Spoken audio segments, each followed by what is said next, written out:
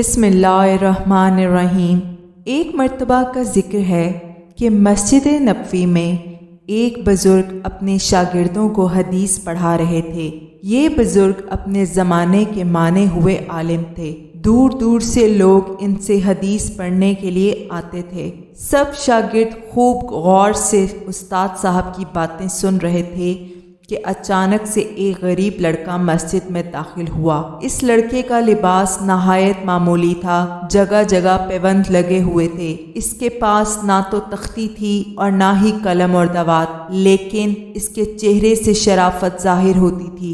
وہ لڑکا خاموشی سے مسجد میں داخل ہوا اور چپ چاپ ان لڑکوں کے پاس بیٹھ گیا جو حدیث کا سبق پڑھ رہے تھے۔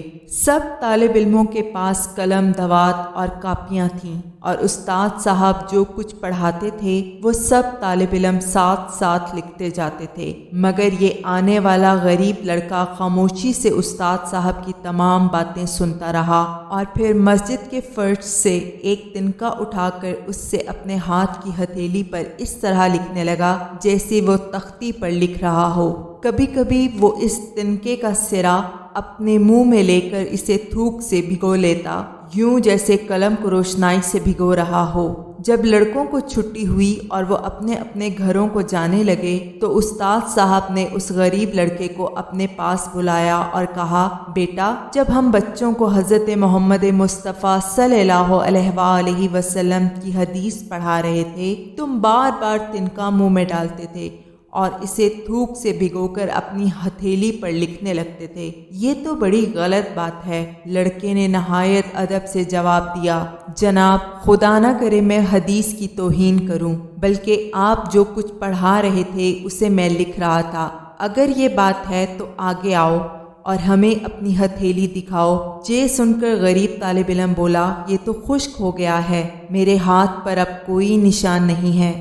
جسے سن کر استاد صاحب بولے، پھر تم نے کیوں تھوک اور تنکے سے لکھنے کی کوشش کی؟ یہ بات تو ہر کوئی سمجھ سکتا ہے کہ یہ جلد سوکھ جاتا ہے۔ جس پر وہ طالب علم کچھ دیر بعد بولا، جناب، میں ایسا اس لیے کر رہا تھا کہ مجھے وہ پورا سبق یاد ہو جائے جو آپ پڑھا رہے تھے، اور خدا کے فضل سے مجھے وہ ساری حدیثیں زبانی یاد ہو بھی گئی ہیں۔ اگر آپ فرمائیں تو سناؤں؟ جس پر استاد محترم نے کہا، ہاں سناؤ۔ اور پھر اس لڑکے نے وہ تمام حدیثیں بالکل ٹھیک ٹھاک سنا دیں جو استاد صاحب نے پڑھائی تھیں۔ استاد محترم نے اس بچے کو سینے سے لگا لیا اور بولے کہ پیارے بیٹے، روز پڑھنے آیا کرو، اور مجھے یقین ہے کہ تم ایک دن بہت بڑے عالم بنو گے۔ اور پھر استاد محترم کی یہ بات بالکل صحیح ثابت ہوئی۔ وہی غریب طالب علم بڑا ہو کر امام شافعی رحمۃ اللہ علیہ کہلائے اور ایسی عزت اور شہرت پائی جو صرف خاص لوگوں کو ہی ملتی ہے۔